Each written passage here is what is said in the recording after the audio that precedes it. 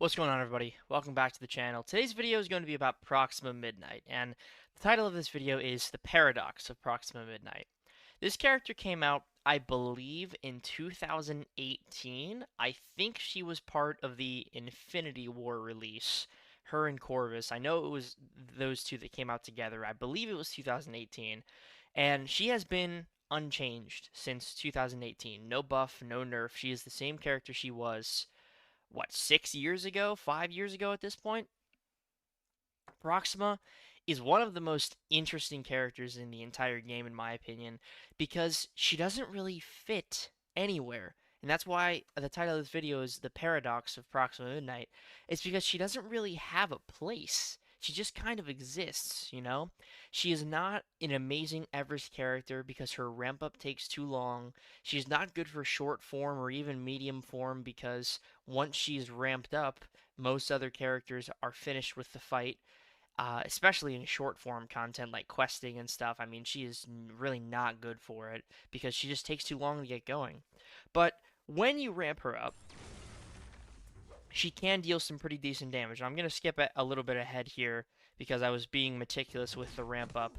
But Proxima, fully ramped up, is very fun and very, very strong.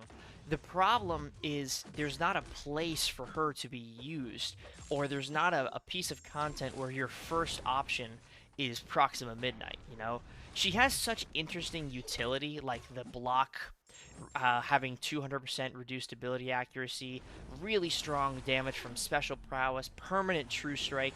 I mean, look at this special 3 here against 10 million health Captain America, fully boosted with synergies, no recoil.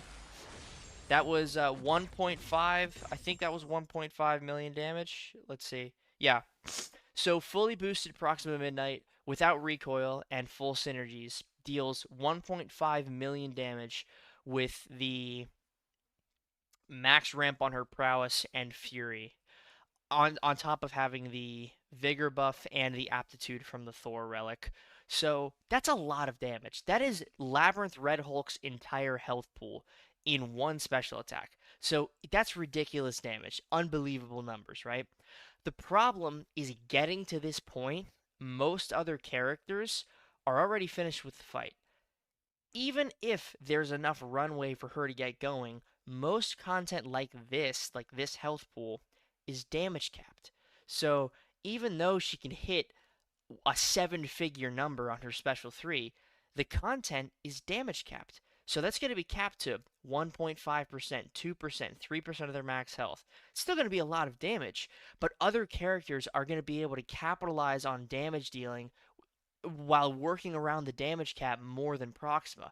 Proxima is gimped so hard by damage caps and protection because all of her damage, all of her meaningful damage, comes from big special attacks. And when your big special attack damage is capped, there's nothing you can really do. Now, I will say, the damage from her basics here is pretty nice. You know, almost 30k mediums with that stun and the armor break. That's decent. And, you know, 20k without the armor break. Very solid. Very solid stuff to have this permanently after your ramp up. The problem is there's just no content for you to really use Proxima in. There's no Everest content where she's your best option. There's no piece of content where you should immediately think of using Proxima as your #1 damage dealer. I mean, this damage is great. You know, that's 91k non-crits and a 250k crit. And then that was almost a 300,000 damage special 1. Like I said, once she's ramped up, she's amazing. There's just no place to use her. There really isn't a place for Proxima to shine because of how she's built and how the game works with Everest content and damage caps and rewarding damage over time and smaller, more consistent bursts rather than a huge ramp up over time to get those massive special attacks. It's just the game has evolved past wherever Proxima was intended to be. The game moved past that. And it kind of makes me sad because Proxima, she's a really cool character in theory, but in execution, she doesn't really do anything, and she's not really worth using. She's a fun rank up, and if you like using her, by all means, use her wherever you want. But no one is putting Proxima Midnight at the top of their Everest content list, and for good reason. She just isn't really made for it in the modern day game that is Marvel Contest of Champions. She just isn't made for it. She has the capacity to do massive, meaningful damage, but because of how the game has evolved and because of how the game treats Ever's content, she just doesn't work. So that's all I wanted to talk about in this video is just the paradox of Proxima, also showing off her max damage potential without recoil. Recoil, I'm not sure what the damage would look like here. It would definitely be higher. I'm not sure how much higher, but the damage would certainly go up. But I wanted to show rank 5 ascended, fully boosted, full synergy, because when you throw recoil into the mix, it kind of augments things even further. So I figured without recoil, it was more of a quote unquote realistic showcase of what she could do. Without recoil being rank 5 and ascended, she probably hits around 1.2 million, 1.3 million if I had to take a guess. The boosts and the synergies are definitely helping, but outside of a couple 100,000 damage on the special 3, I'm not thinking the synergies are really adding that much, you know. So yeah, that's all I wanted to show off in this video. If you enjoyed this type of showcase and this type of video, let me know. I would love to do more content like this, doing deep dives into specific characters and how I feel about them. I think that's entertaining content, at least for me. I would want to watch content like that.